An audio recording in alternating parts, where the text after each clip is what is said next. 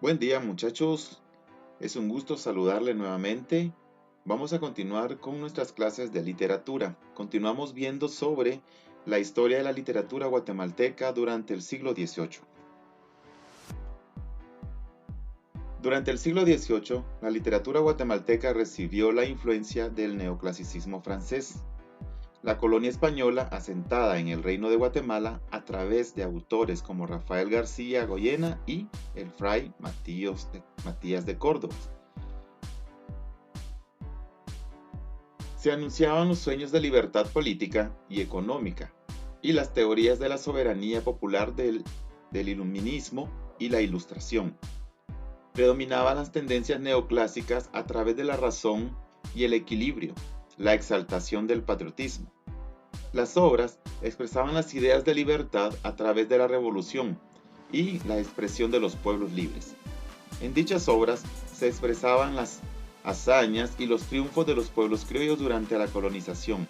Se anuncia en ese momento ya la independencia de la colonia en la colonia española. La poesía primaveral fue una de las primeras etapas. La poesía que se desarrolló en Guatemala fue en la época colonial y se destacaba por el uso de las formas poéticas tradicionales que se escribían para ser cantadas. El villancico destinado a los oficios religiosos durante las principales fiestas del año litúrgico. Se cantaban en español, mientras que las demás actividades se hacían en latín. También se compusieron y cantadas, tonadas, cianetes y jácaras, las cuales pertenecían a la poesía lírica en ese momento, en esta época de la poesía primaveral. Los principales representantes o autores que representaban esta poesía primaveral encontramos a Manuel José de Quirós en 1765 a 1790. También encontramos a Pedro Nolasco Estrada. No hay una fecha registrada de su inicio, pero sí el final, que se dio en 1804. Y tenemos a Rafael Antonio Castellanos en 1725 a 1791. Luego se proceden a las ideas de independencia con el señor Simón Bergaño y Villegas. Es uno de los precursores de la independencia en Guatemala. Escribió fábulas, poemas, épicas, poesías líricas, sátiras y fue periodista. Sus obras fueron publicadas en la Gaceta de Guatemala, una de las gacetas que se desarrolló, la primera gaceta en Guatemala en 1700, y escribió dos poemas en La Habana. Uno fue El desengaño o despedida de la corte y Elogio de la vida del campo.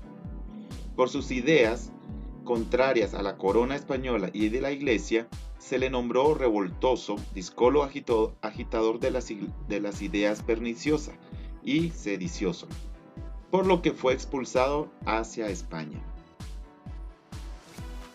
Luego se da el primer gran poeta de Guatemala. Encontramos al señor Rafael Andívar en 1731 a 1793. Fue un poeta y sacerdote jesuita guatemalteco que escribió a la Guatemala colonial del siglo XVIII en sus versos en latín de Rusticatio Mexicana. Es nombrado el primer poeta guatemalteco, obligado a exiliarse por la orden de expulsión dictada por Carlos III. Viajó a México, primero a Italia después, donde falleció. Escribió en latín Rusticatio Mexicana de gran éxito, así como sus poesías de elogio al obispo Figueredo y Victoria. Encontramos también a Pedro Molina Mazariegos en este momento. Pedro Molina Mazariegos entre 1777 y 1854 fue el jefe del Estado guatemalteco desde agosto de 1829 a marzo de 1830. Es considerado uno de los iniciadores del pensamiento liberal en Guatemala. También practicó el periodismo al fundar el 24 de julio de 1820 el primer rotativo en Centroamérica de iniciativa privada, el Editor Constitucional. Después nombrado fue como el genio de la libertad.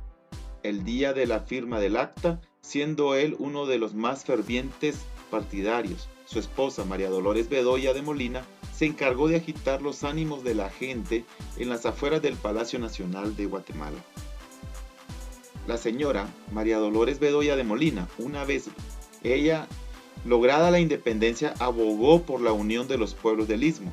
Sus páginas literarias contienen el corte liberal independentista y neoclásico, inspirado en la Ilustración francesa del siglo XVIII.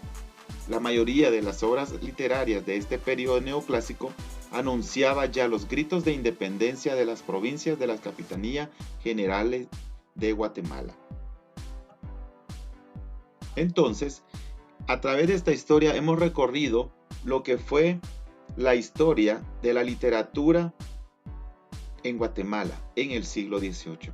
Nos damos cuenta que es una literatura que se enmarcó mucho y se destacó en lo que fue en las ideas de independencia, en la libertad y en la separación de la colonia española, donde el pueblo de Guatemala, a través de sus autores, decidieron ya proclamar la independencia y desarrollar a través de la primera imprenta, como fue la Gaceta de Guatemala en el siglo XVII, desarrollar nuevas obras literarias donde se marcaban el criterio político, social y económico del país.